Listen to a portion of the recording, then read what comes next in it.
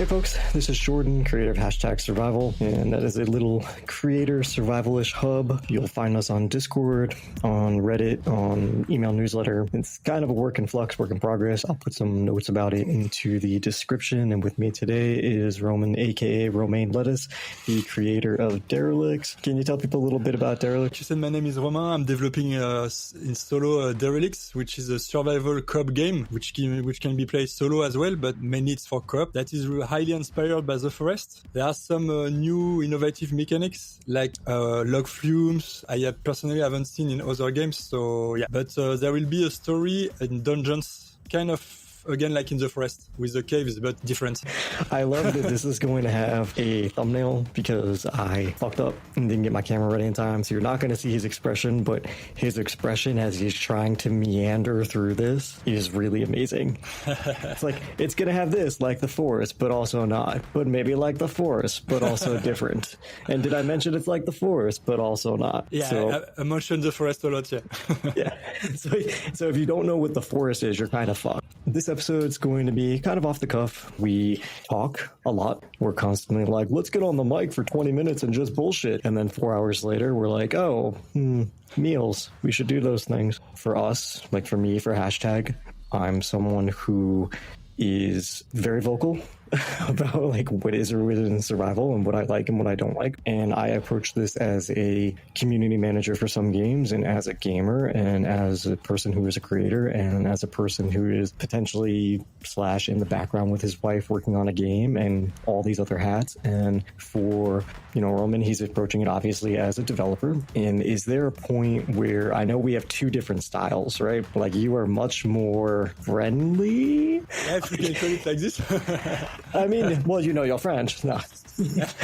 I mean, you're definitely one of those people who's more, we talk, let's say, we talk about Sons of the Forest. I'm very much more, this is shitty. Why did they do this? Like, did they not learn anything from the first game? And I feel like you're much more willing to, would you say, be understanding or cut them slack because you're a developer, or just be more friendly about it? Like we discussed, I think it's really depending on what you are looking for. For me, there are some things that are for sure not as good as in the first one, because I really love the first one, and I think like the exploration and for example, the difficulty is too easy to me in the second one. Even if I'm playing on hard, I feel the game is much easier than the first, because we find a lot of food and things like this. The game did well, so maybe a lot of people wanted more about the sandbox parts. The building is really improved on this, so yeah. I don't know. It's for me, I still prefer the first one. I would say it's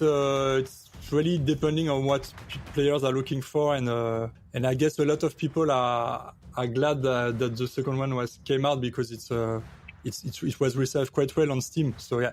Well, and we all know that Steam reviews are definitely very, very indicative of how quality a game is. But, it's the kind of thing where I think that people end up feeling that if you're just a gamer, like a run-of-the-mill gamer, you can just say whatever. And you can just be like, oh, it's shitty, or it's this, or it's that, or whatever. And do you think that there is something as you go up that little tree of like, you're a gamer, you're a creator, you're a reviewer, you're dabbling in Unreal, I hate to say developer because fucking Unreal's free, so everybody can download it and be a developer. Sure.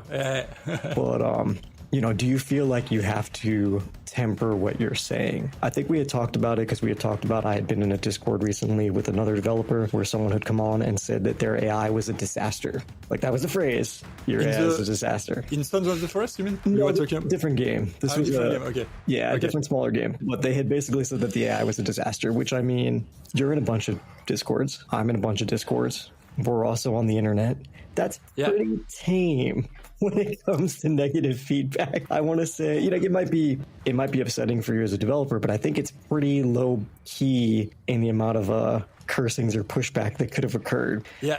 But long story short, the guy ended up getting banned for being disrespectful. And it's just like, where's the line on providing things that you as a developer might not want to hear? And do you think that you need to have a little bit of a thick skin in order to sure, we discussed this together, but for sure, if you are a developer and selling a game, or basically selling any product, I think on the internet or anywhere, you need to develop a thick skin for sure, because you will have customers, or in our case players, if you are giving your game for free, it's different, but you still need to take criticism and feedbacks as well. But when you start selling something, you owe the player something because they paid for your game. So refusing to take feedbacks and criticism, as long as it's constructive, it's a big mistake because your player base will want you to improve on something or change something. Changing, it's a bit different because if it's in the DNA of your game and you want to keep it this way, you can keep it like this. But like banning someone who is giving constructive criticism and ideas to improve the game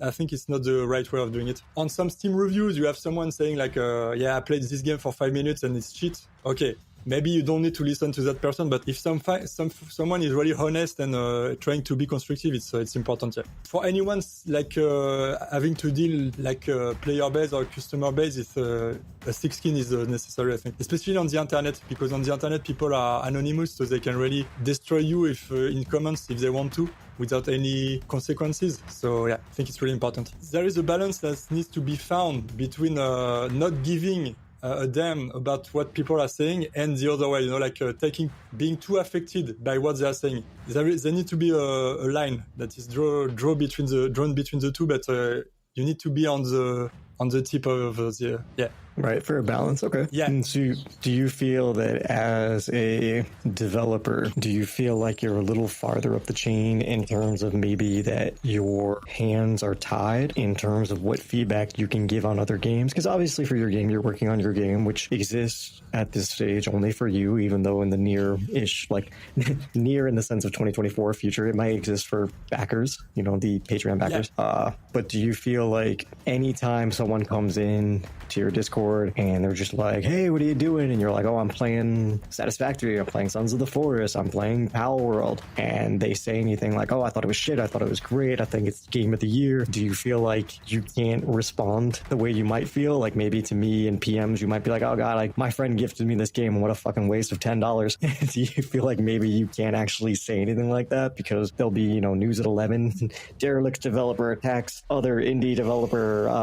I think when you are a developer, there is the constructive feedbacks you can give. So I will never say a game is shit or this is something I will never say because first it's subjective. So yeah, I will never say that something is bad or it's just, I will say I don't like this game, for example, or because of this or that. Like that, I don't know, some type of games I don't play because they are not my type. But in case of, for example, survival games that I'm playing a lot, for sure I will say the parts that I didn't really liked or that were a bit of a letdown. For example, in Son of the Forest, like I was saying, I found that the difficulty is too easy, so it's something that I don't like in the new one.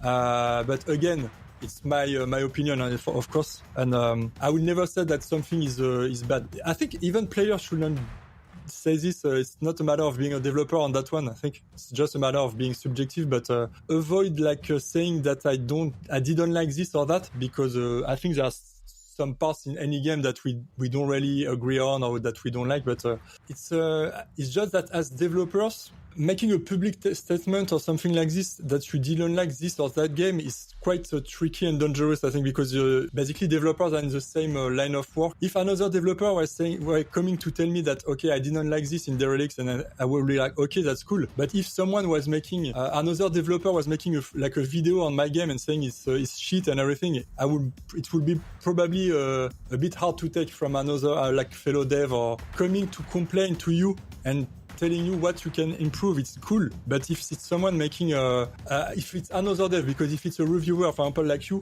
have the right of doing anything you want, like say telling on YouTube that my game is bad, or you are doing the same thing. You are in the same line of work, if I can say work. Or for me, it's like a restaurant. If you are a chef and you are shitting on another restaurant, it's I think it's bad press.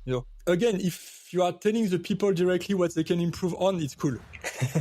That's fair. I mean, It definitely, there's a double-edged sword inherent on having somebody in your same field or tier or anything like that providing criticism, because yes, it can open you up to getting equally pointed, knowledgeable criticism in return, which I'm sure isn't fun. On the same vein, they do know what they're talking about. So I feel like there could possibly be a grain of possibly being something where it really drives it home, where someone, if you're seeing a little bit of scuttlebutt on the comments in a Discord about a certain mechanic of yours, and you're kind of like, well, that's probably like the vocal majority or the vocal minority, and maybe it's not that big a deal. But if you start seeing other developers maybe offhandedly being like, why is that mechanic like that? It seems terribly balanced. It might be something that you lend a little more weight to potentially.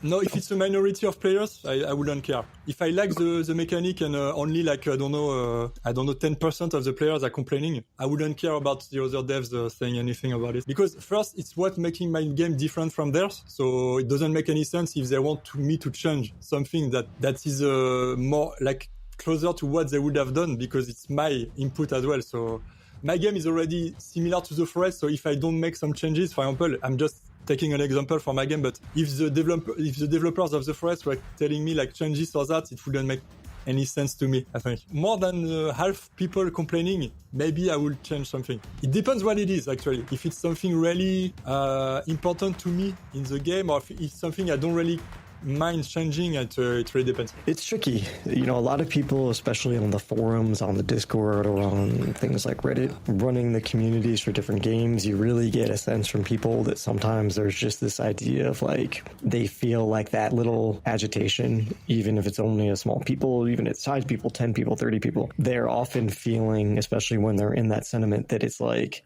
they're the silent, they're the vocal tip of the iceberg, and underneath everybody feels that way. We get that a lot in Infected. Sidebar, I'm the community manager for Infected, for anybody who doesn't know. And we get that a lot about multiplayer and about guns, adding guns. And it is just constant. And even though the dev has been quite clear on just those are not, like, number one for multiplayer, like that ship is like the game's 3.5-year-old. It's like a meme at this point. Like, just add multiplayer. Yeah, just toggle on, just turn multiplayer on. I think it's kind of same as PvP for Derelicts. It's like people asking. It's like asking for a totally different game, basically. Like that. And just that, I wanted to mention that the Infected is actually one of the games who inspired me to start Derelicts, because this one is Mist Survival, because they are both solo dev. So yeah. Yeah, no, and Mist and Derelicts, Mist and Infected get compared a lot. But we saw. I think it was. I don't know if you ever follow him, because I know you're a lot more active on Twitter than me. But the creator of TLD, he had actually posted something when he was doing a breakdown of like one of their zones, and like apparently one of their zones is like 200k plus. Like, they're fucking expensive to make a zone in the Long Dark. He had been talking about someone had been like, apparently, and I don't play the Zelda games, but I guess when Breath of the Wild came out, that people had been agitating like, just make it multiplayer. And he had like done the math on it.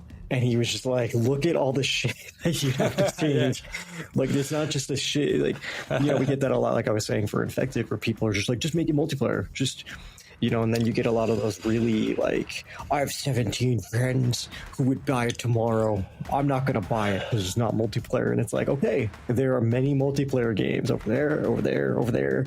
Yeah, sure. It's always a category of players who think that developers... Pains in the ass. That's the category you're looking for. They think that developers need to adapt to their tastes, and I think it's really a minority. I think most players are not like this at all, and most people know that if you want to play some game and they don't offer everything you want, you just play something else. But there is a minority, probably young minorities, that wants the game to adapt to them. And it's just if the devs don't want to do it. For example, for Mist or for the Infected, I think it's good that there are solo experiences. Sometimes you just need to enjoy something solo. They don't understand that sometimes, like The Long Dark in co-op, would it make sense? Not really, I think. Like The Long Dark is good because you are alone and you are isolated in snow and you are like dying of cold. People, they often don't realize that it's like the Dark Souls conversation we had. Like, is it always better to add more options to a game? Maybe Dark Souls would have sold more if there was like a difficulty mode, an easier one that people would have played. Sure, you will sell more if you offer more options. But sometimes it costs too much, or you don't have the time, or you don't want to, and I think it's a matter of what the devs want, and sometimes you don't want, vision. A vision, exactly. Yeah, thank you. A vision for your game, and you don't want to change it because it will denature the game. For example, me in PvP, I will never add PvP in Derelicts. Never. Like I don't like PvP games, but my game is not made for PvP. Everything I will develop in the game, the map, the areas and everything will not be fitted for PvP. And also, for me, what I want in my game is to be a friendly, like a co-op experience when you are a team and you are working together. And PvP is exactly the opposite of that. So maybe some modders will add it, and that's cool. If I open mods and they want to add it, it's perfect. But I'm not saying I will never do a PvP game. But Derelicts, it's not for me. In my mind, it's not PvP. No. And if people want PvP, well, they have to play something else and understand that the game is not fitted for them. Yeah. And I mean, that's fair too. And usually you'll see some people get around it. Like Subsistence is not technically a PvP game, but it does have the ability to turn on friendly fire. And so oftentimes people will just turn that on and then just kind of like ghetto arrange some rules around that.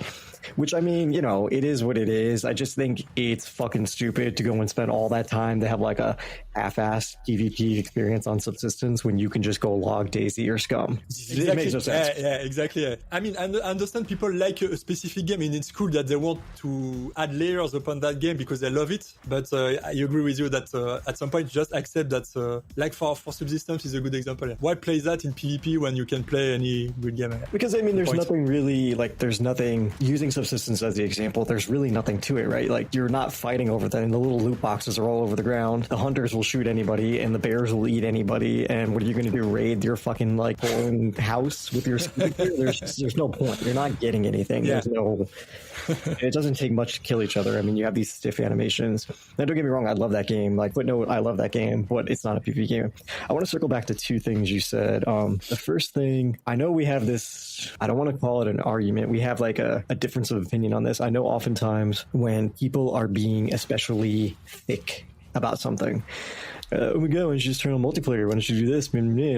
I know you seem to have a tendency to assume or attribute it to being young. I know frequently you'll be like, they must be young, they must be younger, like these are kids, it might be that. I think for me, the thing that I really think of when I see this, and I might be coming at it from someone who is a gamer, but not like, oh my god, a gamer, that's all I do for my life. And I think I attribute it, especially in games, that it really ends up being something that I really attribute it to proximity. Like, I am not able to get next to James Cameron and like bother to shit about him about Avatar, because I would if I could. I'd be all up in that shit. I can't get near, you know, my wife can't get near Taylor Swift and talk to her about like a concert, you know. And I feel like there's this thing because I can hop into any game Discord, and chances are right at the top of the right hand side is a developer, and I can ping them and I can be like, hey Romain, what are you doing? Are you gonna do PvP? Have you thought about PvP? I have 7 friends who will buy the game if you add PvP. And I really just feel like it lends this air of like familiarity. And God forbid if you had anything like a Kickstarter or a Patreon or a Coffee or Ko-Fi or whatever it is with fucking tipping, and if they've given you money, even $1, it just really is like, well, you know, I did back you. I'm a backer. If you're not going to add PvP, are you even listening to your backers? And it really just puts in this really like right to the heart of feeling entitled. And I didn't want to use the word entitled because I hate that's a whole fucking another thing. Like, oh, you know, I don't want to be a boomer like, kids today are so entitled. But you know, it does seem to feel like this, you know, those people who they go and they leave the shitty review for a game and they're like, oh, it was okay, but I didn't really get that much gameplay. And then you look above their name and it's like 1,072 hours. And you're like, what you paid $10 for the game. What? Yeah. Did you want it for your grandkids? What?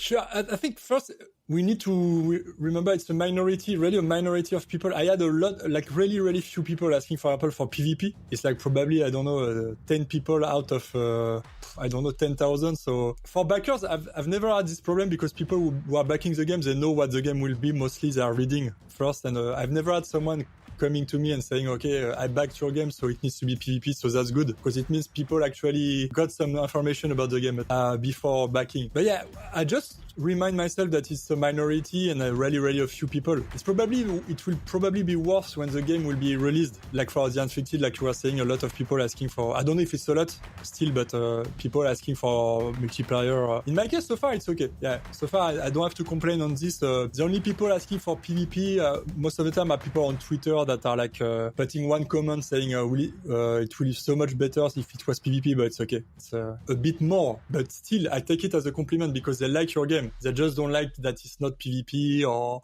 multiplayer or like the map size. I had recently like someone telling me that the map needs to be huge because that's what people like. So first, no, it's what you like. Me, I don't like huge maps, for example, in survival games, because huge maps are most of the time they are empty. There is nothing to do. So first, saying that everyone wants something, it's wrong. Again, this guy probably will go play something else. It's okay. I didn't reply. I'm not replying to this kind of comment because I think it's pointless. I prefer to reply to the positive comments and someone who has constructive feedback. But it's okay. Again, it's like the thick skin we were talking about. It's like if you start to reply to every mean comment or people criticizing, it's you never end. Like you waste so much time and that's it. But I mean, to circle back to the other thing too, we've talked about Dark Souls and how that was their thing. Like they wanted to make it a certain level of difficulty, and that was fine. And it makes it so that potentially not everybody can play it, or maybe not everybody can play it, or maybe everybody gets stuck at certain points or whatever, and that's fine. Yeah. I wanted to point out that Icarus was actually a survival title that did similar, not in the difficulty of the game, but one of the things when they had first been bringing out the the specs,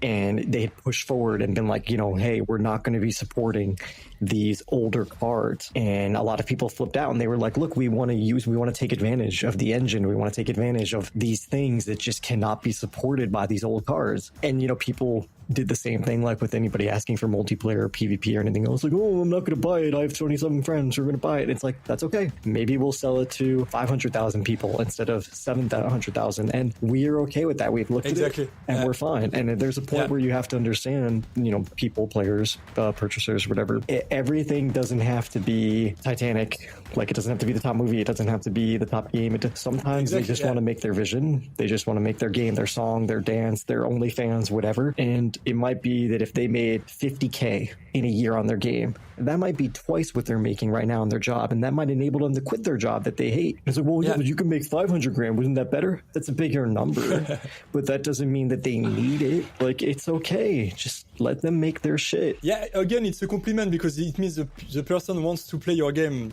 that much that they are saying this. But yeah, I totally agree. It's like someone on Nintendo Switch complaining that your game is not there because the console is like doesn't have enough power, horsepower to run your game. It's kind of the same, okay, you just have to accept that the game, for example, will never be on Switch or because the hardware is not enough. And on PC, it's true that it's harder to accept because we are used to it on PC that the games can be scaled down to lower graphics so everyone can play them. But yeah, I totally agree with you on that one. It's only a matter of if the devs, if they want to sell more or reach more players or not. And in case of Icarus, if they choose to take this path, yeah. For a player, there is nothing more frustrating than liking a game, wanting to buy it, but you cannot buy it because you cannot run it. So I can understand that people are frustrated by this. It's normal because, again, it's a matter of understanding that everyone does whatever they want, and if they don't care about selling more, they can, yeah. I don't even want to call it gatekeeping. I just want to say that, if you were making something and you really had an idea and you're like, oh my God, I've dreamed about this game since I was a tiny little Roman and I really want to make it. And the only thing that can handle it is cards that are 3,000 series and above. And it's just that's your thing. It is okay. I don't think it's necessary for people to be apologetic about it. It's just this is the technology and this is how it goes. I do want to point out that I think it's less of a barrier right now. Dark Souls is obviously an in-game mechanic, an in-game, however, difficulty level that is perhaps blocking some people from playing or making it so that it's not a game they click with, and that is a game issue. In terms of performance, we do have things like fucking Nvidia, whatever the hell just left my mind, the cloud gaming. Oh my God, why am I having such a problem thinking of this right now? I think it's GeForce Now, no? Or something like this? Yeah, something like that. But I mean, I've used it. I've used it when I've literally been sitting at work, bored on my laptop, and I've been like, let me just boot into Scum. And I don't even pay for it. You get an hour, you can set a timer for 55 minutes, play, and then just relog and play again. And you could have perfect performance even if your shit laptop like mine couldn't run the game at all. And if you have a few extra bucks, you can pay for one of the rentals and get a 4K card. But I mean, the technology is making it so that being gated by the performance of what you have on hand is becoming less of a defining factor factor than That's true. Usually that's it's a gameplay thing, like the people who don't like spiders and then they put in like arachnophobia mode. Subnautica, like I know tons of people who hate underwater shit. Becca, my wife, hates underwater shit. And I'm sure when they came up with Subnautica and they're like, all right, it's going to be all underwater with creepy things that might scare you. I'm sure there's a lot of people who are just like, nope, no thank you. Yeah, sure, exactly. Yeah, it's not your type of game, and it's okay. Yeah, it's like horror games basically. Some people they hate horror games, so they're not playing them. But a lot of people love them, so it's okay. Well, so it's a genre that is still working a lot, and yeah. It is, and I mean the thing is like if there's an aspect of it, I can't think of any horror game offhand. The only one I've played, or I guess would be a jump scare, would be Forewarned. It's kind of like Phasmophobia and stuff, except it's mummies. And I know that one. Yeah, it's not bad. I can just barely handle it if I hold my sister in front of me and just hide behind her with my torch as we walk around. It would be cool to have a survival game that was set in like a desert with and obviously we have Star Sand, but one that's more like a pyramid base and stuff. But I would never go into their Discord and just, no, you should make a survival game. It should be like sure, yeah. Unreal Engine free, Unity free. Go fucking learn or agitate, form like a little, group of people who are looking for it, and maybe you can find someone who's like, gee, look, there's a whole subreddit dedicated to people who want Forewarned to be a survival game. Maybe I will make that. But going and harassing the devs and being like, hey, why don't you push it in this direction that you have no intention of pushing it, doesn't seem like the friendliest way of doing it. But again, I think it's really few people, and I think it's okay. I mean, so far for me, it's been few people. I don't know about the other devs, but yeah, few people, big mouths. Yeah, sure. But once you know that, it's okay, because you know that the silent majority, like the quiet majority, is there, and they like your game the way it is, and yeah, it's like I was telling you. For me, I rarely leave reviews on Steam when I love a game, and I know that's stupid because I go on with my life, I play the game, I like it, and I forget to leave a review. But yeah, mostly when people love something or they like something, they're not telling anything. So it's something you need to remind yourself. Yeah, I mean that's human nature. Yeah. I mean, how many times you eat at a great restaurant and then you just go on with your day? Exactly. If it's shitty, like there's gonna be all hell broken loose. No, I mean that's fair, and it's human nature, and I think it is the kind of thing where people tend to assume that they're the ones vocalizing it. If you're a World of Warcraft player, seeing people being like, oh my god, this is a terrible change, I'm leaving the game, and it's like, you're still here. So it's just like, please shut up. Also, I think that's a problem with the internet, but people are often making something small bigger because of this, because the human brain is focusing more on the bad than the good, and basically we are giving more importance. See, we are talking about these people and not talking about the people who are actually positive and liking games, and we are giving them like attention, and this is what I don't like with the internet, is because people like complaining or that we give attention to, and it shouldn't. We should just ignore these people, or unless it's critically like constructive criticism. Again, like if someone is coming to me and kindly saying that it didn't like this or that and how it could be improved. Okay, internet is always like highlighting these people, and I think it's really bad. It's really a bad things to do. It's again they are like big mouths because we allow them to have an importance as well, So, it's attention seeking, definitely. I mean, at the end of the day, it also is, I hate to say the word it sells, because sometimes it's not about necessarily selling. It's about getting eyeballs or ears on your product. But I mean, which one is the newspaper going to cover? Like the person who's like, oh my God, I went there and the chicken was raw and the steak bleeding and moving, or is it the 9 reviews that are like, my steak was delicious? Like, it's not very interesing. Yeah. to do that because stuff. Negativity is what is triggering the most reactions. So you have seen the tweet about the map, like people we're not starting with a map in my game, or they don't know where they are on the map and everything. This one got a lot of engagement because a lot of people were complaining, like they didn't like the way I was doing things. So they comment on your tweet, and your tweet becomes viral because of it. But if you are posting something great, no one is complaining, so no one is commenting, and I didn't do it for this purpose, but it's just an example that I had recently in mind. Like I have on Twitter, for example, you have a lot of people trying to troll you when you are posting a video of something, or like they said, just it's because they want to waste your time and try to troll you and trigger you. So yeah. I'm like, no way I'm doing that. People always ask me why I don't respond to like certain things, or why I would just like ignore like people bitching, or just, you know, on my YouTube, I have it actually turned where I review comments. And if they're just complete bitching, just like, oh, this game's fucking shit, or like, oh my God, I had to click this, it could have been an art, I just don't even let them post up there, because it's my space and I'm not going to let that be a flashpoint for you getting whatever kind of fucking attention you're seeking, like with your lack of everything. So just something, it's not about avoiding all the negative feedbacks again. I want to be clear on that. It's not that if someone is criticizing your game, you need to not care about it. It's the way the people are phrasing it and the way they are doing it. Because I don't want to appear like the guy who don't give a shit about like you said in the beginning, like all the criticism, the negative stuff. You need to take care of that as well. Yeah, I mean, I think the big thing, and the thing I employ for hashtag and the thing I employ for infected, is I'm always telling people, make it actionable. Like, you don't like X, you don't like Y, doesn't help me. And even if 10 of you say I don't like the flask, that doesn't give me anything. Exactly. Like, it's got to be actionable. Anytime we intake anything, it's got to be actionable. If you want to give a suggestion, it's got to be actionable. Don't just say you should have windmills. Why? What do they do? We have solar panels. Can they not fulfill that purpose? What exactly makes us need it? Because it's not just, I think they forget that it's not just adding the thing, like add this new kind of gun, add this new mob, add this thing. It's balancing. It triggers this whole cascade of other things. Exactly. I've got to make it. I've got to implement it. I've got to balance the other guns. Is it going to be an end game thing? Is it going to be an early game thing? Can you craft it? Like, for example, vehicles are a good example in survival game. Like, you should add vehicles, but is it really worth it? Why? And I totally understand. If the map is really small, like in the forest, the first one, vehicles are not needed because it wouldn't make sense. It will ruin the game and the dynamic. Right, and you're in the caves like 90% of the time, so I don't know what you would do with a vehicle. Exactly. And then on the flip side, Sons of the Forest gives you access to that golf cart, which completely negates anything you need to do.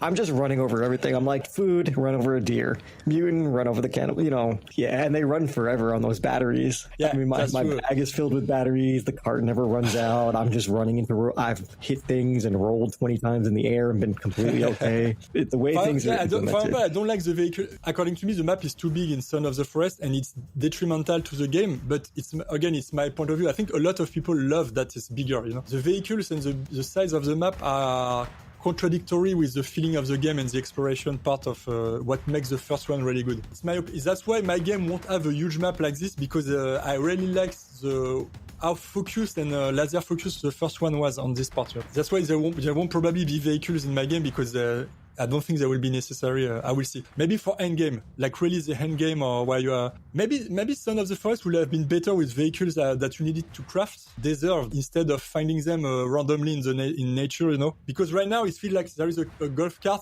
every 5 feet. Every 5 feet, and you have this monocycle things and the delta, the glider. And I would have preferred that I need to craft build a base and craft them. So when we get them, we are like, yes, we deserve these things. But right now it's like it ruins this reward feeling that would have been necessary. I would have done it like this, but again, I respect the choice of the developer. I don't like it, but I'm not the developer of Son of the Forest, so they wanted to do their way. And golf cart, it really feels like out of place on an island like this. I know it's part of the story, and I won't spoil it, but to me, it's I think you have played probably Jordan's GTA, but you remember in GTA you have these golf carts as well, or like small vehicles, and they always feel like shit. You know, like you never drive them because they just suck, and because they are so slow and not really easy to drive. And it's definitely weirdly done. And this is completely just hashtag me. This is not Roman. Like, I completely don't like it. I do not like the second game. I'm hugely disappointed. I don't understand how you could take the sheer amount of money that the first game probably generated, given that it's been out so long, it's on so many consoles, and the understanding you had gotten from making it and having probably a bigger team and all this shit, and then come out with that, especially with the whole like delay. Oh, JK, okay, we're not going to delay it, but by the way, it's not actually going to be a full release. It's early access for a year. here. I was completely disappointed. I quote unquote beat it in the first week, and then I moved on from it, and I'm like, okay, I will come back in 1.0. I will see if it gets better. And like, I don't know, it did not get better. It feels and apologies because I'm still talking and there's a siren going on in the background. So if that is that coming for you because you are criticizing Son of the Forest? That's right. I called the cops. It feels like they took things, and again, I don't know. I never looked at the numbers. The Forest over X amount of years maybe did like a quarter of the sales of Valheim or half the sales, or it took them 5 years to come up with Valheim did in 3 months. I don't know. But it feels like they just decided to go with slick, like open to everyone. There's no strife. There's no tension. The caves feel dialed in. Even the gore in the caves feels very just like, put a body here, put some blood, bring down the light. It's just... Yeah, that's exactly... Yeah, I totally agree about that one. It's we when we were playing with my friend, we noticed the same thing. Like they basically put random bodies anywhere in the caves and called it a day. Contrary to the first one, which was really well done. The way it was logical in the first one. The way the bodies, the corpse were. Yeah, that's the only thing. It's just like the first one. Even though I will never ever say that any of the survival mechanics in the first one were actually relevant, because they weren't. Like your food and water was a joke. There was no like interaction with the world. It's not like you were really worried about getting cold or tired or this or that. It was just really superficial, but it was an interesting little experience. My sister D was really into the story, like following these little things. I don't ever care about that shit. Yeah, I understand because I was really into the story of the first one. I really loved it. Yeah. It was, And it breadcrumbed you through things and you were able to follow. I mean, we were literally just kind of dicking around, and yet we were still able to kind of like fall into the path and follow things and be like, oh, we need this. Oh, we're looking for this piece of gear. Okay, let's look. And it really just led you around. And even though the map, when you actually run around on the top side, is very small, I think I got in total 45 hours of play out of that game, and I felt completely satisfied. I felt like I did everything. I got this ending, and I was done. I was able to put it to bed and feel like I was completely satisfied with this purchase. And with Sons, it just feels like they fucking dialed it in. It just feels like they just put in all this slick shit, like more food and the golf carts and this, and people love gliders, and put in, okay, well, it looks empty. We'll put in another mutant. It's like they just made the map bigger and bigger, and then just kept sprinkling in like, well, it won't feel empty if there's more mobs. Let's just add more mobs. And, marking all the fucking points on the map, you just feel like you're sitting in your golf cart literally with the radio playing, because you can put the radio on. And you're just like, I'll just drive to the next POI. Oh, there's a mutant. Am I scared? No, I'll just hit him. Yeah, exactly. The GPS thing is the worst thing in the game to me. Like showing the caves on the map, I was like, why? Why did you do this? Like, I don't understand this decision. Probably because the map is so big and empty that you'd be fucking following around forever trying to find it. That's exactly what I told myself. It's like, because the map is too big, again, it's detrimental because they had to do this GPS thing. Again, they could have done it differently, like with landmarks, something that attracts your eyes to find. But it's true that the map is so huge and the foliage is so dense, because in that one, the foliage is, graphically, it's amazing. The game is really beautiful. There's like foliage everywhere, like moving, and when you go through it, and it made it so difficult to find the caves entrances that they had to do this. It's the worst thing they could have done. I hate this in RPGs. In a survival game, it's even worse. Like when in The Witcher 3, when you actually in The Witcher 3, you can for example disable the markers on the map. But playing this game with markers, like for example, a RPG is so boring because you are just going from point A to point B. And the first one is not really I agree with you that it's more action-packed than survival, because it's not like Green Hell but I love this about the first one. But in the second one, you're right. It's like you are playing music in your golf cart and going through the bushes, and you have like 4 cannibals running after you, and you don't care because they are so slow to catch up on you, and you are here with your friend. Like the first one was so different, like so oppressive, and the second one is like slick and empty. It's just cakewalk. Like exactly. It's a weird way of doing it. It just feels like it was meant to appeal, like we talked about with what's it called, Dark Souls, which works to appeal. Which works. It appealed to a lot of people, and the game sold really well. So they were right to do it this way, like to appeal to everyone. Probably most people who really love the first one for these aspects will not really like the second one, which is not again bad, but it's just that what made the first one good to me is not, I cannot really find it again in the second one. Yeah, it would have been nice to do some things for it, like put in, like have the ability to change GPS. Even if it had been that, we're worried without the maps, people will have to, they'll have to fucking go and explore the map to find them. Yeah. That's okay. if you that's the purpose of the game. Yeah. But I usually judge games based on their default setting because to me I feel like that is how the developers want me to experience it. That's and true, so right. if you tell me like play it on normal level, that is my heart, that's my passion, that's how I want to do it, and I go and play it and I'm like, that just fucking sucks, and you're like, well, you can go change it. It's like, yeah, I understand I can change it, but you literally just told me this was your heart and passion, and now I'm trying to understand like why you did this. What was this whole thing we heard about? Oh, the AI is going to be so great, it's going to have all these emotions, and this, they seem the same. They're stupid. They climb more. That little one cries before I beat it over the head with a rock. Like, I don't see anything. The other ones were way more scary. I don't understand why they didn't use the same mechanic as the first one the cave entrances were appearing when you were like in the vicinity. Had to go into the cave for it to appear on the map, and they could have done this for the second one. I don't understand why they haven't done it. It could have worked as well. They had a bunch of reasons they could have done it. Virginia could have shown them to you. Kelvin could have stumbled upon them, leveraged the AI companions to do something. Instead, you use them for the same way that everybody else does, which is get me materials, which just ends up further invalidating, because why do I need to go out and get murdered by mutants when I can just send Kelvin to do it? Like, good luck, bud, go get me 72 logs, I hope you survive. Exactly. At first I thought it was a good idea. I think for solo players maybe it is good, but in co-op it's kind of detrimental as well. I agree with you, because it can do so many things that you don't even bother gathering logs, or the devs will, like, people will tell you, but don't use Kelvin if you don't want to use him, but but he's there, and he's like fucking in your face. That's true as well, yeah. He's always standing there. Again, I think they should offer more options. Like, offer an option to disable Kelvin, offer an option to disable the GPS, so you don't start with the GPS, you start with a... There are not enough options in that game, and I hope they will add them, That's why I want to add a lot of options in mine, because people, for example, the map thing, if people, they want to appear on their map, maybe I will add something to... Again, I don't mind adding stuff to customize your game, and it's a bit lacking. I think we have a problem with the pacing. Same thing. Like, if you didn't drop into the map and 0.5 seconds later you get an AI companion that can do things for you, like, you have no incentive to start doing things. But what if it had taken you X amount of in-game days before you came across him? By then you probably would have made shelter and been forced to survive on your own, and now you get someone who can make it a little easier, as opposed to someone who just plays the game for you. To me it feels a bit like they wanted to do something and they didn't manage to do it in time, or it's like a good base of a game, but again, I'm just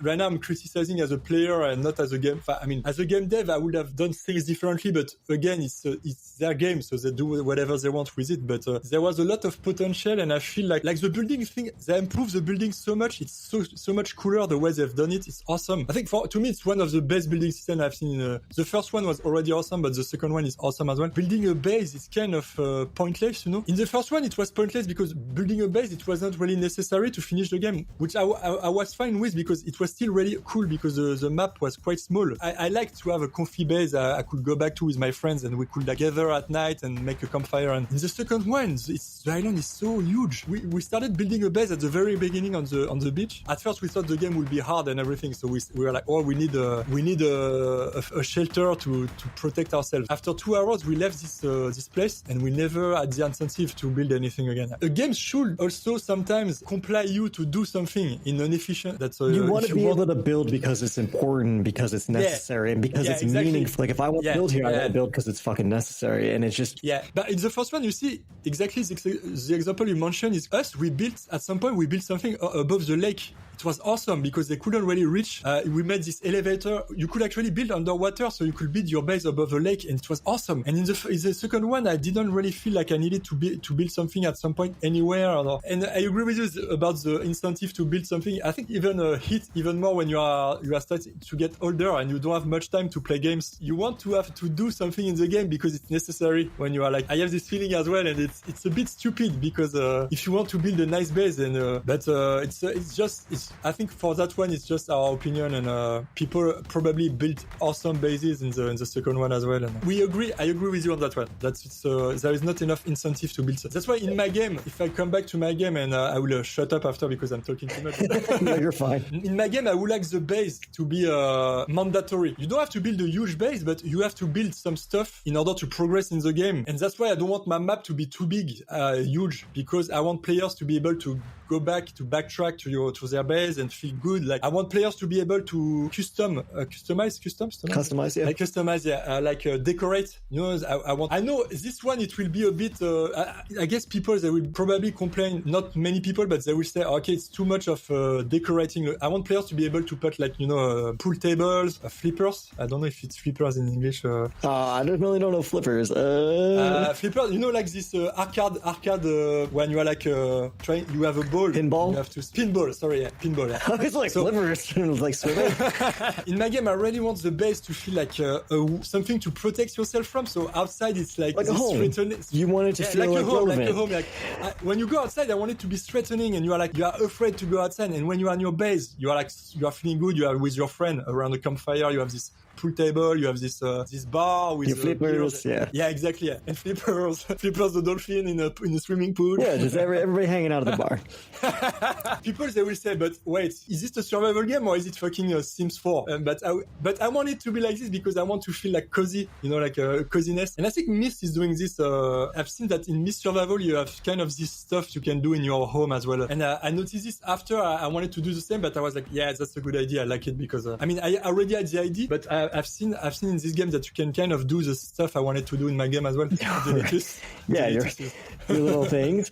So I think this would be a good pivot point because I know we talked about, we talked about Icarus, Sons of the Forest, we talked about Derelicts, we touched on the idea of just the kind of things in the forest / Sons of the Forest that we didn't find appealing. And so I think what I'm going to do is I'm going to pivot the talk into just breaking down this idea of the survival, and then we're going to pivot back to Derelicts. And so what I want to say is that for those who might be coming across this, if I end up putting it on Spotify and Apple Podcasts and stuff like I did with my first season, is that for #Survival, it was basically brought about because I got really tired of getting an inconsistent gaming experience. And I would go and play something, and it would be something where people would be like, I played, my very first one was, it might have been TLD or it might have been Green Hell. I think it was TLD. And I loved it. I loved everything about it. I loved the solitude. I loved the difficulty. I was like, yes, I love fucking in permadeath. Like one tiny fuck up, just being like, it's totally fine. It's only, 100 feet to the wood. I don't need to bring anything with me. No. And then just getting completely fucked. And I love that. Yeah. This is something really important, like preparing for your expedition. Totally agree. Just having some kind of aspect. And I think my thing was that when I did it and then I started looking around and I tried to look into Steam and following their little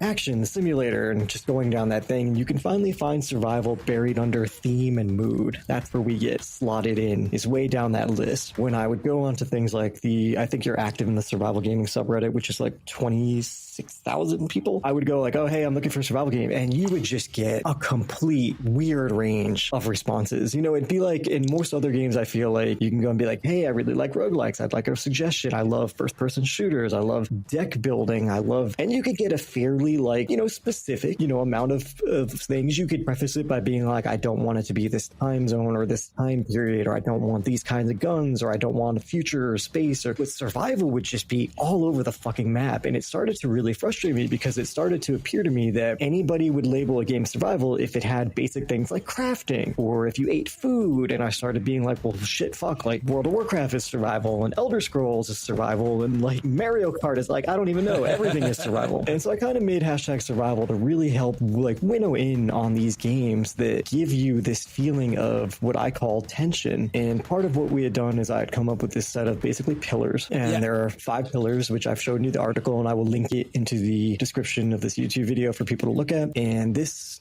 just basically goes over what kind of factors I feel like really kind of work together. And I tell people to visualize the 5 pillars as the leg supporting the foundation of this kind of table of survival. And yes, it's a 5-legged table, but that's okay, it's fine. And on the top of that table is tension. And when you get these pillars and you put in mechanics and you put in restrictions and you really get them moving, it generates tension. And when you start to water down the pillar, or when you remove a pillar entirely, you start to lose tension. And I can illustrate this by just going into what we've said about Sons of the Forest. You put in needing food and water and needing to keep yourself safe, or having an inventory system or anything like that. When you start to water it down, oh, I can just put my helicopter in my pocket. Oh, there's a golf cart 3 seconds away. Oh, there's 9,000 candy bars and I'm never worried, and the water doesn't make me sick because I can just drink it. It really starts to feel like you're just kind of like fucking sprinting through. And for those of you who have played MMOs, like, I'm literally always sprinting in MMO. Even World of Warcraft any of them, Guild Wars 2. You sprint, you're doing shit, you get killed, you mentally shrug, you run back. Like there's no real, like you might have to, run back to your body or whatever. It takes 2 seconds and you're just kind of like, okay, that was literally, I just paused my Netflix, I'm eating my cheese doodles. Like it's really nothing. It doesn't matter. Yeah. It's not impactful. I think that was a problem I had with Sons of the Forest and a lot of games that are really trying to bill themselves as being like just this really hard survival. I think Valheim, as one I bitch about a lot, is it builds itself literally in the Steam page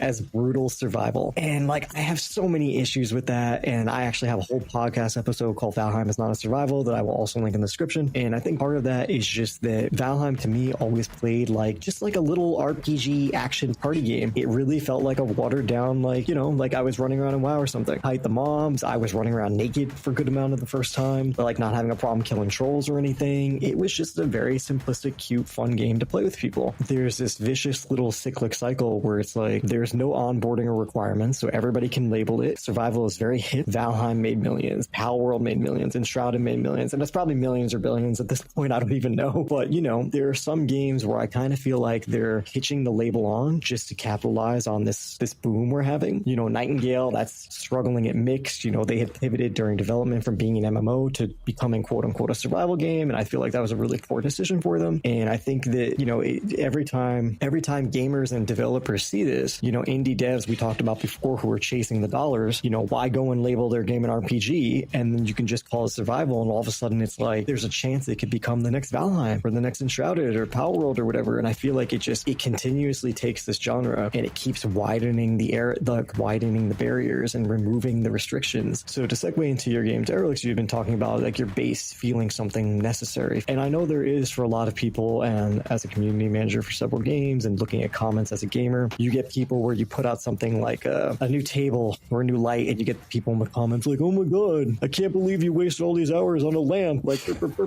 and it's like there's always this survival has that difficult line, right? When you are using assets, it's free time that you saved. You just have to code. When you need to add something to build, it's like 2 clicks in your code and you can add I agree. When you are using assets, that's one of the positive points because you can basically make it really quick to add in your game and save your time to actually develop important mechanics. But yeah, go ahead, go back. I'm not saying that you can't have building and this and decorative items and everything in a survival game. I'm just saying that it really strikes me as funny when you're like, it's survival, and then you drop into the world, you make a 7-tier mansion with solar powers, air conditioning, you have 17 guns, a fridge full of food, and you're just mowing down creatures with your electric fence. And then I'm just like, how does this make it different than any generic like action game or whatever? It's hard for people in survival because the game straddles a lot of, I want to say, mechanics that can be attributed to everything. Yeah. But I think that people have a tendency to attribute things like Tomb Raider, you fire guns.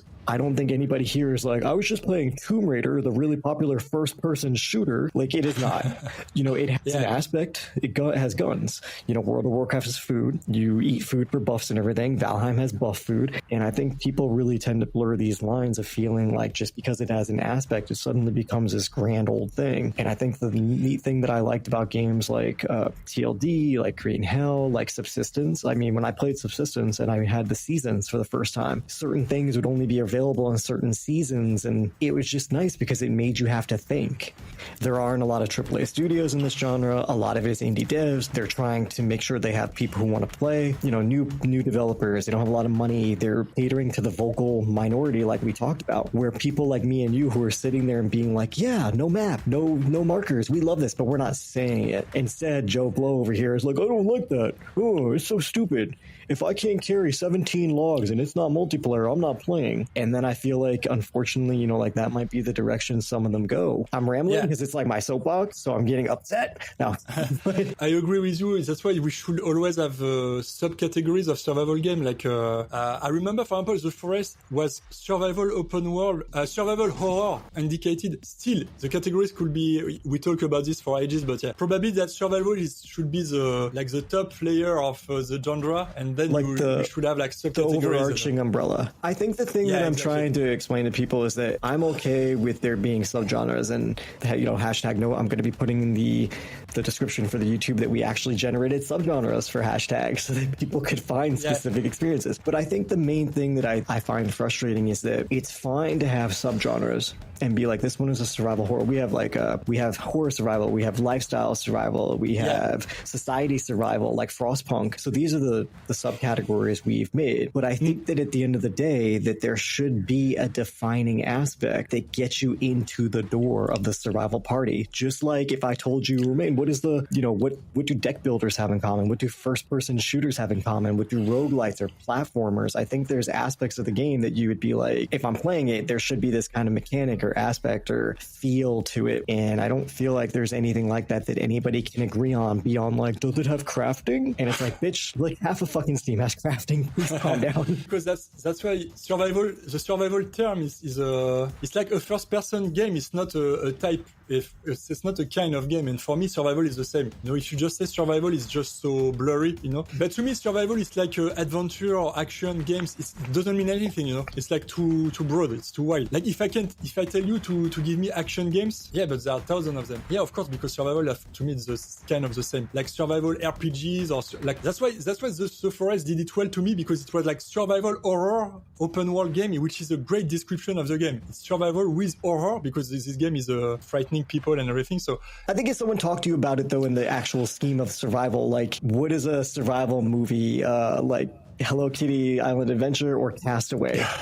Like, I think you can understand that when someone talks about, I'm reading a book about survival, I'm watching a movie about survival, I think you have an understanding of what that is. I don't think you would be like, oh, it's going to be a Valentine's Day romance movie in the city where they're just going out to dinner or something. Like, I think you would be looking for certain aspects. If you said you were going to watch a survival show or something, I don't know that we would be like, yes, like this cooking baking show. It's a survival show. Yeah, I understand what you mean there. That the survival term could maybe too... The term has no ambiguity, so it's interesting that in games it does, and I think it's just because people get very permissive and they continuously expand the boundaries. To define, how would you define Valheim in that case, like because it's not an RPG, but at the same time it's not really a survival by your definition, so it's hard, to define a game if you don't have it all come down to the pillars you were talking about. But I feel like the sandbox genre is often what is called survival. It's a very interesting, we talk about this oftentimes in the #survival Discord, and people have talked about how Valheim is really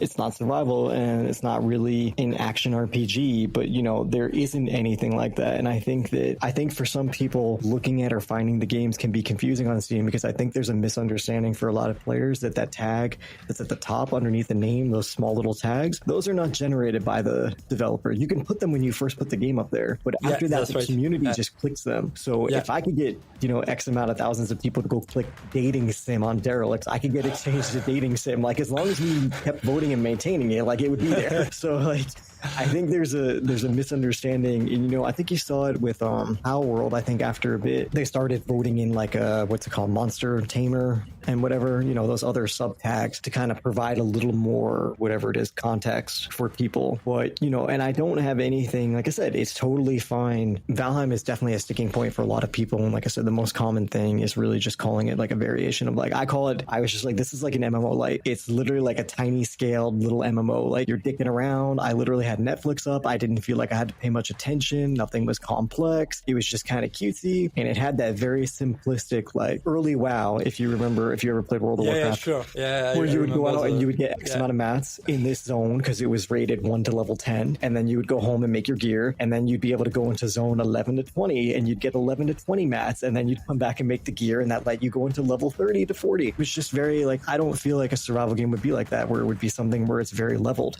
Never in the original Forest was I looking at the map and being like, oh no, I can't go in the top level, the top left corner of the map because those mobs are level 30. It makes it feel like an RPG or something very simplistic like that. Yeah, sure. It's I didn't get into Valheim either because of this the reason you are mentioning. It's not my type of game, and I totally get it. Again, like you, I think it's a great game, and it's just not for me. Enemies at levels, there was the game was just bosses, like a succession of bosses, and the procedural map I didn't really like that. Some players they love it. For me, it's like a landscape with no really personal touch. So it's because those are not my taste, and that's why I understand what you are meaning about the kind of MMORPG feeling. I think it's got that little vibe to it, and so I would always recommend, like, if you like Valheim, I was telling people when I played the very first Nexus demo of Enshrouded, and people were like, how do you like it? I'm like, no, I don't like it. For me, I think it's very slick and pretty and whatever, and I bet you if you like Valheim, you'll probably like this, for the building and just the same kind of level of whatever to it. And it just became like it's a side grade in that chain of games. And I think this is a subgenre within survival that's developing, where you get these aspects to pull in from things like RPGs and MMOs, Medieval Dynasty, Valheim, Enshrouded, Nightingale. I showed you that picture of that fucking UI with 9,000. It really looks like an MMO. Yes, that's true. And it's like, no one is saying you can't exist in this sphere. All we're saying is like, you should have some aspect that makes you survival, because if you don't have that aspect, why can't you go play in the RPG or MMO pool? Is it because you don't get any, because it's not the popular thing? Like, if that's your only reason, you don't need to be here. You have some aspects that we share, and that's great. Thumbs up for you. But if that's your only claim to being in our pool, you're just making our pool more confusing for things. And then you have games like The Long Dark that are really, really aggressive and hard. And I mean, it's hard to define because it's hard because there's a lot going on. And the other thing too is survival games, and I find your personal ability does impact it a lot. Like I just trot around in stalker level of TLD, and I'm like do la la la. Meanwhile, Becca will go into the easy mode and still die to cold, and I'm just like, how did you die? I don't even understand. People have a tendency to get confused about the difficulty level of a game in the survival genre based on their own personal abilities. That's because I think we are of different levels of tolerance about how difficult and how maybe the survival genre is more about how you feel in the game than about the type of game it is. Will it make sense that when you feel like threatened and tension is what I call it. I was telling you that I consider like Stalker or Metro Exodus to be survival games, and by your definition they wouldn't be at all, but to me they were, because when I was playing these games I was really feeling like I was surviving every moment of the game, like I was focusing on my surroundings, hoping there wasn't any monster. Or it's hard to say. I haven't played the Stalker games, hard to say. So I can't really weigh in that aspect. But I think the main thing is that there's difficulty, there's people's competency, there's tension, friction. There's a whole bunch of things that go into a game to make it an experience for that gamer, where it might be something where someone can go into, Dark Souls, for an example, and they might find it easy. And there's people who do the runs in, 5 minutes or 10 minutes or whatever it is. And they're just like, la, la, la, la. I think with survival games, it becomes something where just getting people in the door, my emphasis with hashtag is just trying to get you in the door to a feeling overall that you can replicate. And then within the subgenres, giving you the ability to move horizontally into something that you like. So if you go and you tell me you like Valheim, I can tell you to go to Enshrouded or to Pile World or that direction into things that I don't consider actual survival, because they play to me like where I'm running around watching Netflix, not paying attention. I have no repercussions to anything I've done, any death or anything. There's really very little whatever, and it's just kind of but at least I can tell people and give them a really tight recommendation that they can get a similar experience, as opposed to right now someone will come into the survival gaming subreddit and be like, hey, I really love Valheim, it was so great, it was really hard and exciting, can you give me a recommendation? And someone's like, The Long Dark, and I'm like, oh honey, that's going to be so painful for you, I'm sorry. Meeting what I was saying about feeling threatened, because you're talking about games where you can not focus on the game itself while doing something else because they are too kind of easy. There are games where you cannot afford to be away from the screen or doing something else at the same time because they are so threatening, and it's a matter of advising people and offering more options depending on what they like. And I mean, I think we're seeing now lately, using those as an example, the things that are becoming big, Valheim, Enshrouded, Nightingale, Valheim, all these ones, you're seeing it get pushed farther outside, to me, outside of the definition. You're seeing that with the upcoming quote unquote survival game Dune, which is being done by Funcom, who's the same people who make Conan Exiles. And Conan Exiles, for me, Conan Exiles plays again to me like an MMO. We played it for I think 120 hours, 140 hours. It was cute. I ran around with my dick out, like literally in game, just killing things. I kept picking up little ponies because that was what was fun to me. You're just running around kind of doing the same thing, like going out, upping your gear to go out into a new zone that's a little harder, to go back and up your gear. And it has this very simplistic gameplay loop. And when you think of survival, you're thinking about everything being, think of Castaway, think of Tom Hanks in Castaway, think of the people in these plane crashes where they've had to resort to eating dead bodies or each other, Donner Party. You're really like any poor decision, into the wild, Chris McCandless, making that decision not to try to cross across that river, getting stuck in the bus, and then, you know, perishing. And he was only a mile or two away from a cabin that he could have tried to find help. And it's just like these little hairpin decisions or these little things that just suddenly completely fuck you. It's not, to me, getting dropped in the game, making a 7-story mansion, having a golf cart, and just kind of like la la la, whatever, nothing bothers me. The only artificial aspect that I ever see them do outside of forest, or outside not forest, TLD, you need to have shelter. If you're outside, you get cold, you can get hypothermia, you can get frostbite, you can die. The world is interacting with you. Usually when these survival games attempt to do something with shelter, it's very simplistic. If you're outside, a mob will come and attack you. That's true. Yeah. Subsistence did a little better. Yeah, he had the mobs that will attack you, but he had seasons. Winter, cold, can't be outside. Summer, you get dehydrated, really hot. In winter, you have to bring your plants inside because if you're trying to grow food, it will die. It will get cold and die. It made it so that the world was actually interactive with the player. It's really something I wanted to do with the season because I find it awesome. That's why the base is important. So I totally agree with this dev did as well. I really like what you described with the environment feeling really threatening and you need to go back to your base because your base is actually useful.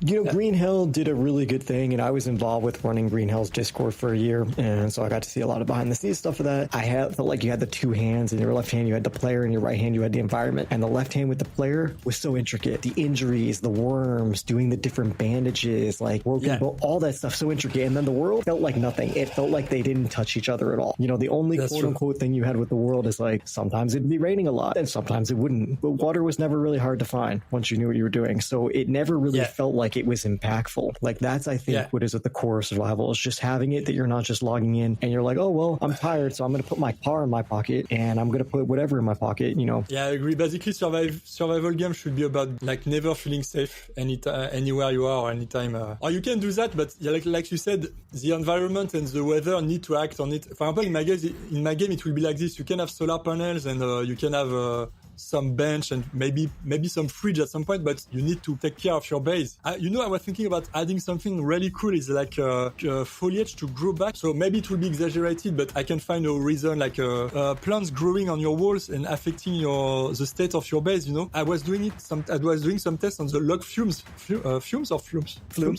where growing on your flumes and basically it's like preventing your logs. So it's awesome because at some point you wait for your at the end of the map and he's putting some logs on it and you are at the base and you are waiting for them and you're like, fuck, they're not coming, what's going on? You just realize like an enemy just broke one of the flume or the foliage just grow back and I love this idea that the environment is acting on your base on what you are doing. It's not just there as a static thing. That's what I like. That's an actual like that is something that would happen in real life. Now we're not saying exactly. It would be like, oh, they're so stupid, like if a leaf falls, okay, but there's just like in other games, you can have a difference and an actual scale of difficulty between, oh, it's going to be a constant thing. You often hear whenever somebody, and I love this by the way because I feel like we're on the same brainwave with this.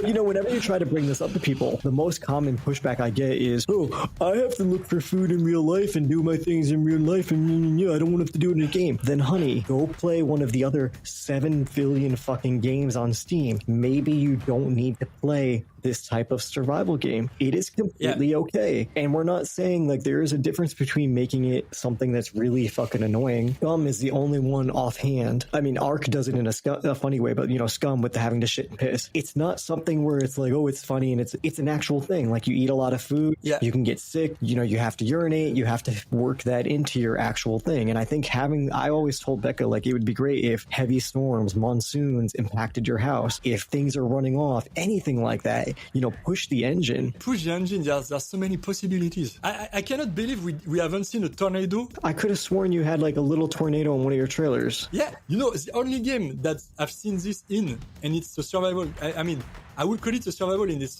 It's one of my favorite games. It's done by a solo dev as well. It's called the Solus Project. I don't know if you've heard about that one. I don't think so. It's basically the Solus Project is basically my game, but solo. But it's a bit different because you are on an alien planet, so it's not on Earth. But a lot of inspiration came from that game because I love that game. It's awesome. I think you will love it actually because it's quite it's quite close to the Long Dark. It's not that hard, like that. Also, like it's not as hard as the Long Dark. I would say it's probably more forgiving. The concept, I loved it, and the story is awesome and everything. But in that game, you had like weather events that I've never seen in any game, and you have a tornado. I can tell you right away, it's like frightening as hell. Like, you have this kind of sound. The dev, he did something awesome. It's like before the tornado is coming, you have a kind of a sound, like it's kind of a siren or something. It doesn't make any sense because it's like, why would there be a siren? But it's so good. The sound design is really well done. And when you are outside, you are like, shit, I need to get in a cave because you are shitting your pants because the tornado, man, is like so it's a huge tornado like reaching for the sky, for the clouds, and you have other stuff like meteorites, like a rain of asteroids and stuff like this that are really frightening as well, and it's awesome. In that game you will love it because the rain is actually really stressing you. You get wet, and so you get cold, and same when you get in the water, you have to get to a fire source to get. But seriously, you need to try this game it's a really good game. No one knows it because it's a game that flew under the radar of everyone. I don't know why. Maybe I'm biased because I think I've played that one before The Forest, before the game I've played afterward, Green Hell and everything. But this one, I loved it. The only game that I know of that did these things in a really frightening way. You know, it's basically just what you were saying. Like the environment is, you need to get to a safe place and you feel threatened. And what I want in my game is a sense of, like I had in the Solus projects, like a sense of wow, grandeur. You know, like scale, like it being like big a sense and of scale, like something is you can see it from afar. It's coming, like you will do in real life. You know, like a sandstorm. You are in the desert and you see a sandstorm coming to you from afar, and you are like, shit, we need to move on and find a shelter because we are getting But see, even talking about this, I'm getting excited because I can already imagine playing my game and seeing this kind of thing. And I'm like, shit, run! You are telling your teammates to run, like this kind of feeling that I want to create in my game, the co-op feeling that you don't have in many games actually. The Forest did the same in the caves, where you are like what you were saying with your sister, or where you let her go ahead because you are too afraid to go yourself, and you know it makes this situation when it's funny because you are too afraid to go and your friend as well, and you're like, okay, who will go first?